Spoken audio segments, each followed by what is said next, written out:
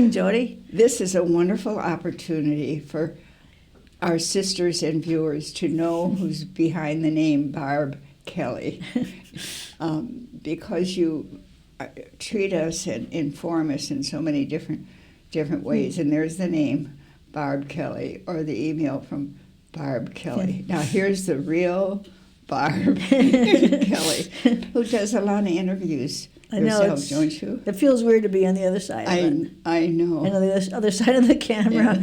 Yeah.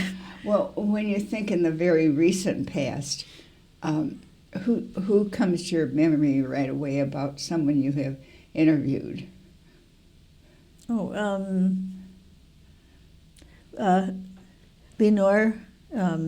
Leonore Esner? Yeah. Oh, my. About her ministry.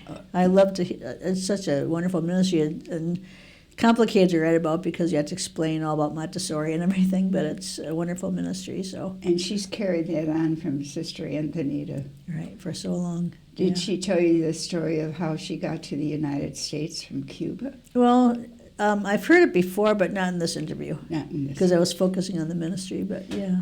That's great. Quite a story. And have you had the opportunity for travel in your position in the communications office here? Well, I took a trip to Kentucky in 2012, Sue Schreiber and I, and we did we went to Central, what's it called? We went to Pat Reno's ministry, yeah, and then... And Mary Kay Druin? No, he missed that, but... You missed it. Yeah. But and then I got to go to the Philippines, not for my job, but to go to the opening of General Chapter 16. I bet that was an experience. That was my first time that far away. And that's a trip and a half. Yeah, what, about 14 hours? 12 hours to Japan and then 4 hours from Japan to the Philippines. Were you able to get out at Japan when you changed? Very briefly. Oh. Okay. I mean, there was actually like an hour layover. But you couldn't go out and tour? No, unfortunately. Yeah. But the plane ride there was fun because we could play games and watch movies on the seat in front of us. And they fed us all the time. Oh, that's something that's really enjoyable. Yeah. What was your highlight in the Philippines? Oh, boy. I think just getting to know the sisters. They have a joy about them, don't they? They're delightful, and I just enjoyed the whole time being with them. And, I get the sense, and is this true, that they have embraced poverty in a way that in the United States we haven't yet. Oh yeah, they have, and they're very humble but very joyful. And I really enjoyed just being with them. I remember when I first heard about the sisters before they became one of our chapters, that some of the sisters worked with lepers. Is that true today? Not that I heard of. Mm-hmm. I'm not sure. Well, I'm sure you would have heard of that. Barb, what was the year you came to the campus as a candidate, I presume? 1996. Yeah. And that was in the midst of renovation here on campus. Well, actually, the Mary Soar and I and Manuel Lopez were also entered with us, and we lived at Regina on the 4th floor for the first semester, and then that's when they had that big exodus out of the Regina building, and then we moved to one of the apartments on Winter Street. 2 of the apartments, actually, because we lived with Rosemary Conlon and Jean Horger. And by that time, Manuel had dropped out. But so Mary lived with Jean, and I lived with Rosemary. But we had apartments next to each other, and we'd go back and forth. So you'd pray in one and eat in another. Yeah, something like that. Yeah. It was a while back, but yeah. Well, that was an interesting introduction to the congregation. It was kind of fun, and we helped them a little bit with some of the moving, and it was interesting. Nothing like you expected. No. You probably expected a place of silence. Well, I didn't know what to expect, but yeah, it was busier than I thought it would be, but it was fun. That was when Regina building was being renovated. Right, yeah. Yes. Hmm. So you were lucky to have a space, period. We were, So yeah. you've lived on many different lands here in Adrian. Hmm. Or, Well, I lived in Oakwood House for about 8 years, and that's down the street. It's, Right, it's a that's- building owned by... by Siena Heights, Mhm. yeah. So, And there you lived with... well, first with Sharon Weber, Mary Pat Dewey, Annette Sinagra, and then Pat Schnapp, who's a Mercy sister. And then Mary Pat died in 2014, and then Pat moved out, and then Annette moved out, and so it was the two of us for about a year. And now so that's the third place in Adrian. Yeah. So then the congregation asked us, well, and about this time last year, if we would consider moving to Norwich, because it was closed, it was empty for about a year, Mm-hmm. and so we prayed about it for about a month, and then we said okay, and then we found out in April, somewhere around April, that Joanne Peters was chosen to be the co-chapter prioress at Holy Rosary, and she wanted to live with us, so we were just overjoyed. Oh, that's... It was very nice. That's great. So that's 4 places that I'm aware of. Right, yeah. So That's you true. can be the housing director now. I don't know about that, but I've enjoyed it. What drew you to the Adrian Dominican Sisters to begin with? Well, I thought about religious life for a long time.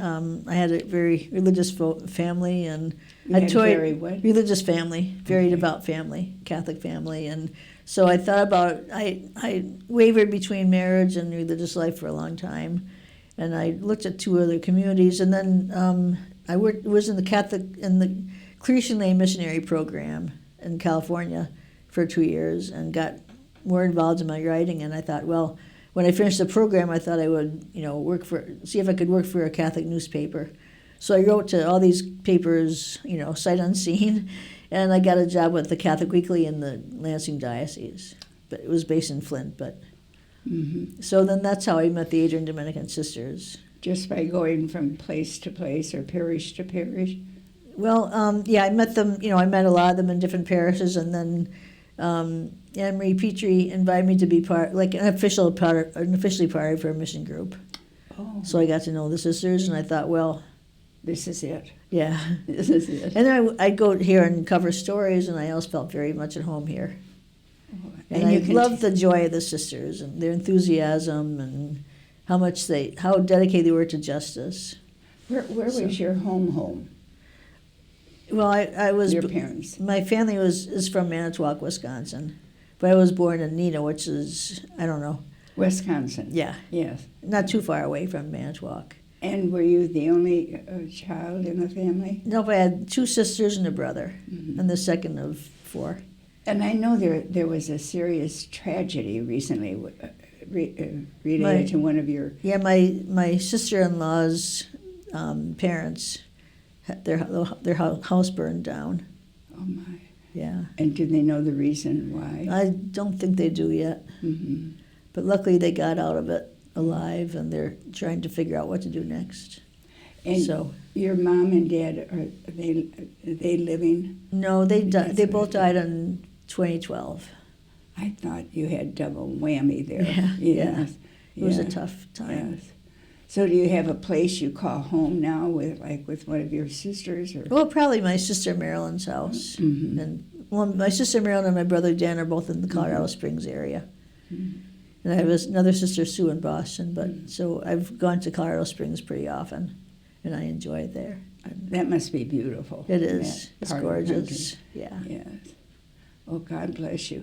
So when you entered, you mentioned Mary Sower. Was Mhm. there anyone else that entered with the same time? Manuel Lope, she was a Canadian, and I think it was too much. She wanted something more contemplative and quiet, so she left after Christmas. Yes. And then there was a sister in the DR, Oh. and she, Oneida, Oh. and her father died, or he was sick when she was in the novitiate, and she just withdrew from the program. I see. So, and then another woman could have joined us, but at the last minute she had second thoughts the day she was supposed to enter. So We could have had 5 people, but we're down to 2. So you have a crowd of 2. Yeah, we call ourselves a company. Because 2 is company and 3 is a Yes, crowd. right. So, but Mary is wonderful to be in a company with. Yes. You probably miss her now that she's moved out west. I do. She's coming this weekend. Oh, how nice. Yeah. So for a couple meetings. Oh, that's But great. it's fun. We like to spend time together. Yes. Yes. And she just unfortunately lost her father. Yeah, she did. Mm-hmm. Barb, how many years now? 96. How many years have you been in the? 22. Well, it'll be 22 in August. So you'll soon, in 3 years, be the silver jubilarian. Well, I think if you go by, I made my first profession in 1999. So if you go by that, I think it'd be 2024. Oh well. We have a way to I'll go. wave to you from the circle. Are you concerned about the future of the Adrian congregation? A little bit, yeah. Uh-huh. I mean, I would like to see us get more candidates, and but I try to trust God. I'm a warrior, but I try to trust God. Mm-hmm.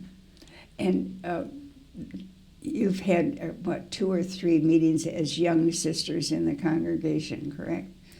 Gatherings. Yeah. Well, we had one big gathering just with us a few years ago, and then the Dominican Women of Fire.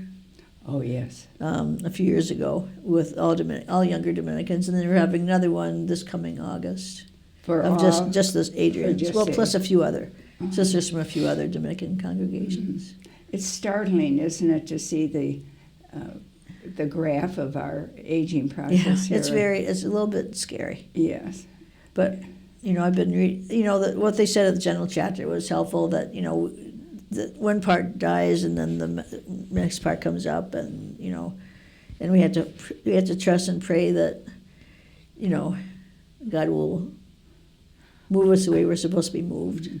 Aren't you delighted in the spirit of the General Council today? And there's nothing depressing about what they present to us. No, they're very positive. very positive, and I think very much led by the Holy Spirit. So,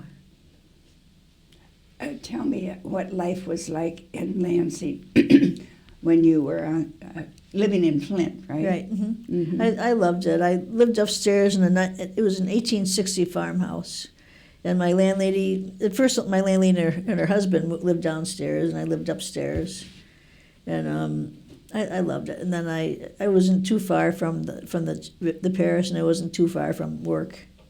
So, and I was editor, reporter, photographer, and cup washer. I always washed all the coffee cups, but it was really. I was there for 9 years, but I started before we even used computers too much, and they would type things out on these these like strips, and then we'd wax them on the page, and I mean it was really old fashioned, but it was fun. Who was the bishop at the time? Pavish. The first, most of the time. Yeah. And then Bishop Mingling. I covered Bishop Mingling's ordination. And did you meet him recently when he was here? No, I didn't get a chance to. Uh-huh. But 96 was a big year because we ordained Bishop Mingling, and then I graduated from the Loyola Pastoral Ministry program. From New Orleans. Yeah. Right? Mm-hmm. Yes. Yeah. And then entered the congregation. So it was a big year. Yeah. But in your position in Flint, were you able to go to different parishes for events? I traveled all over the place. Oh my! I enjoyed it. I drove to Lansing a lot. We did have we had a writer who Lila Olson, who also covered stories, but I loved to be there, and it's I could have probably closed my eyes and driven there without knowing, because I went to Lansing so much. But I enjoyed covering some of the smaller parishes and what they did, and I enjoyed it. So who are some of the nuns you unexpectedly met along that route, or while you were working for the paper? Oh boy, I have to think about that. Well, in Lansing for sure there were Was the Resurrection Convent still open at that time? Yeah. Mm-hmm. And there, Of course, Dorita was there, yes. working at the diocese when I was there. So I remember her a lot, and, you know, I was sorry when she died. Yes, yes. And, That's why Bishop Mengling was here, yeah. for her funeral. And Claire O'Connor was in my parish. She served in my parish, St. Pius X. So she was my sponsor. Oh, well, So- you couldn't have chosen a better one. I know, she was very good. Mhm. I really, you know. So was she in Maria when you were on campus? Yeah. I sat with her when she was dying. I don't think actually, I was there when she died. She was in the hospital. Rosemary Conlon and I were there with her when she died. So what are your responsibilities today? Do you still take pictures? I take some pictures. We have everybody in the department is good at photography, but I still take some pictures. I write articles for what's happening, and now I'm doing more in ministry articles, like the one for Leonora. Do you choose who you're going to interview, or? I kind of check it over with Angie Mhm. and see what I drew up a whole list of sisters I thought would be good to interview. Mhm. And then I do press releases and, work on voices and the communique and e-newsletters. And When did it dawn on you that you had this gift for writing? when I was in grade school, Mm. people started, I think I had a poem that was in one of the, like, grade school newsletters or something like that. I went to St. Helena's School in Pennsylvania. Pennsylvania? Yeah, I lived there. We moved we moved around a lot, but I lived in Pennsylvania from 3rd grade through 9th grade. Mm-hmm.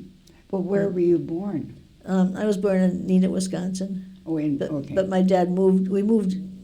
When I was a year old, we moved to Northern California, and then on my 4th birthday, we moved to Southern California, and then the summer between 2nd and 3rd grade, we moved to Pennsylvania, and then after 9th grade, we moved to Massachusetts. Oh my! I've traveled all over the country. Yeah, so we kind of did a circle, like around the Well, country. you got a rich education. Yeah, it was fun, and I had Sisters of Mercy in grade school for most of it, 3rd through 8th. So, Where in Pennsylvania? outside of Philadelphia. Mm-hmm. What was your father's work? He was an engineer, and then he got into computers, and he got a PhD in computer science. When He was ahead of his time, He wasn't was, he? yeah, he was a very smart man, Yeah. too.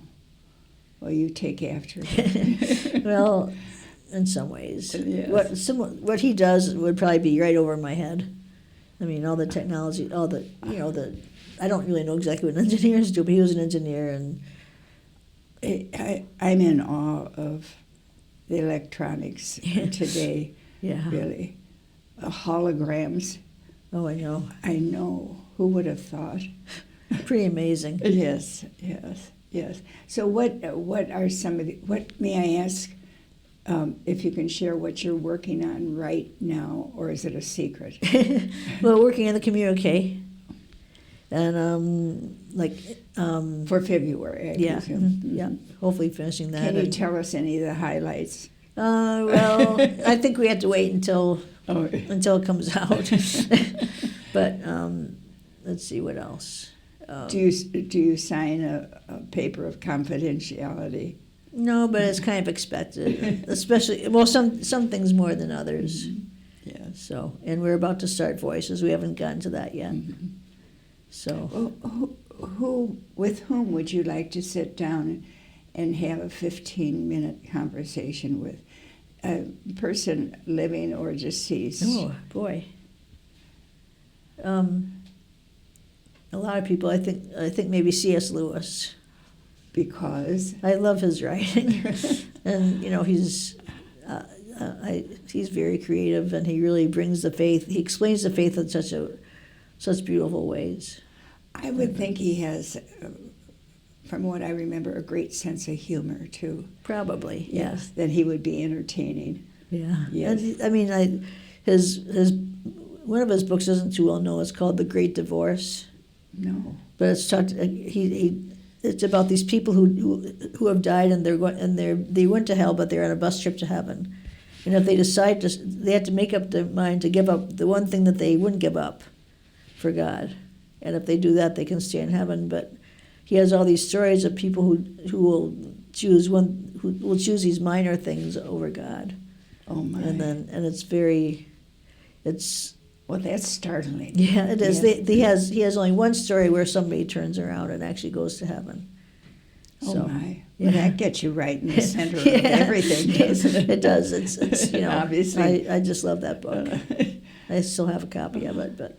Well, it's a story of surrender, isn't it? It is, yeah. And this amazing, like they have a story of a woman who lost her son, and she's with her son now, but her son is in heaven, but she'd rather have him down in hell with her or something because she's very possessive, and like she loves her son more than God.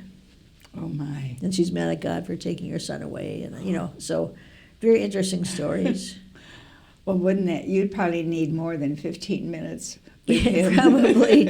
Yeah, there are a lot of people I'd probably like to talk to. Well, for those, what challenges do you think Catherine, who's one of our novices now, has in the congregation today? Well, I would guess probably one of the main challenges is the big gap in ages. Mm-hmm. Because they're, the white hairs. Yeah, the dark I think hairs. she does have peers and the novitiate and everything, but they're kind of few and far between. Mm-hmm. So I kind of worry about that, but, That's the story of many congregations today, isn't it? Right. Especially those who don't wear the habit on a daily basis. Right, yeah. Mm-hmm. So, but, I hope she gets through. She's really a wonderful addition. So Mm-hmm. I love hearing her inquire. Mm-hmm.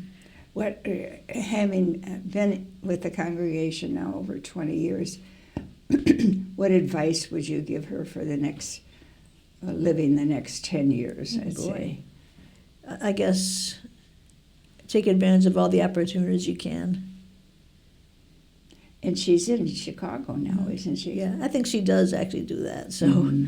There are a lot of, when you first enter their opportunities to, I had the opportunity to be, when there was the Prayer Areas Planning Committee, back when Janet Capone was. What committee? It's called the Prayer Areas Planning Committee. Oh, I don't remember Anyway, that. yeah, they're opening the, St. Catherine of Siena and renovating Holy Rosary, and I got to be I was the secretary. How interesting. That was interesting, Yes. yeah. So. And a lot of changes as a Yeah. result. So you saw the Holy Rosary Chapel being changed brick by brick. Yeah. Yes. It was I thought it was very well done too. Yes. Well, you had a lot of the sisters too offering suggestions, I'm sure. Oh yeah. Yes. It was maybe too actually many. it was kind of controversial actually, but I learned a lot from that. Mm-hmm. And then I was on the PAB for several years. Oh, wonderful. Yeah. On the board, you mean? Yeah, it was in the Community Investments Committee, Mm-hmm. so that was a lot of fun. Wow. I learned a lot from that. Mm-hmm. And today, are you on any boards, or are you busy enough? I'm on the Dominican Center. It used to be for religious development. I'm not sure if they're changing that, but they asked me to be on the board, and so we're trying to come up with a good date for that.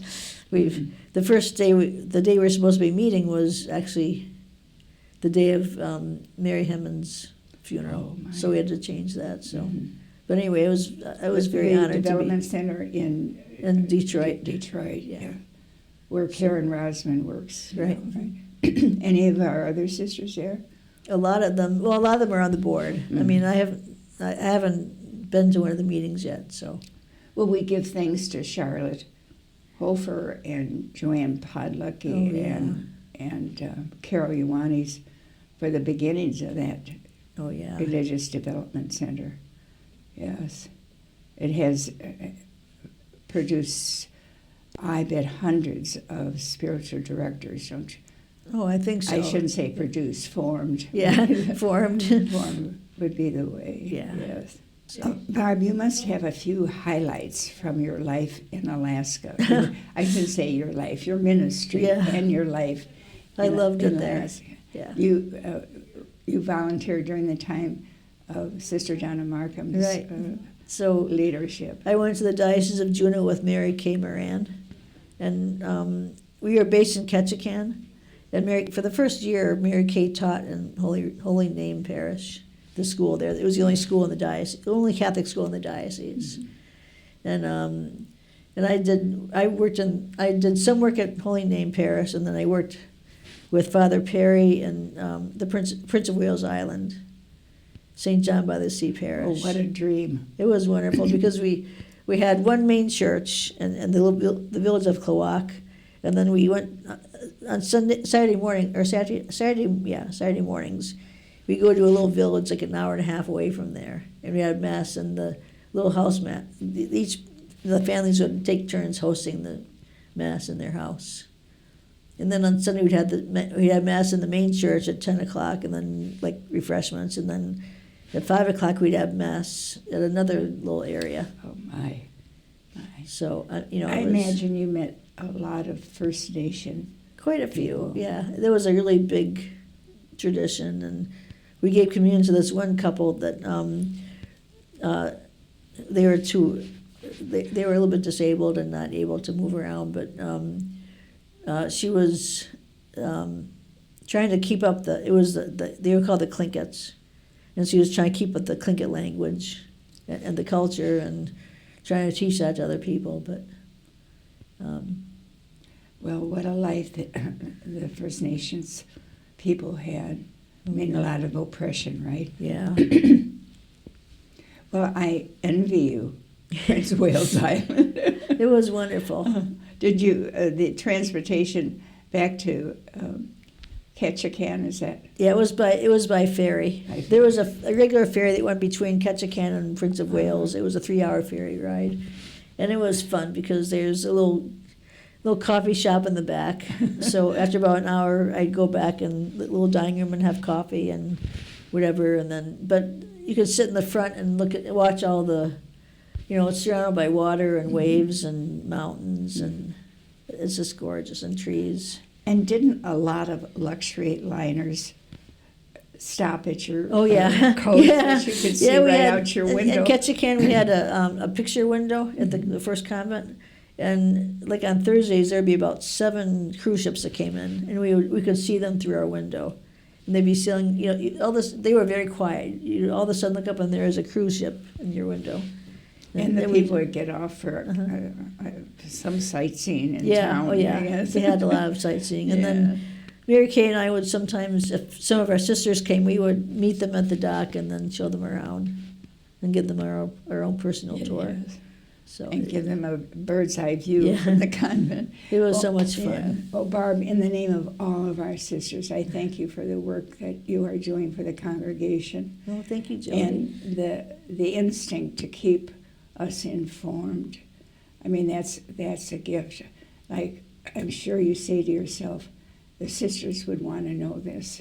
Yeah, yeah. Probably it's a privilege for me. I enjoy what I'm doing, and I love meeting the sisters, and probably the highlight is learning about what our sisters do. And be in awe. Yeah. Yes. And thank you for what you do, Jody.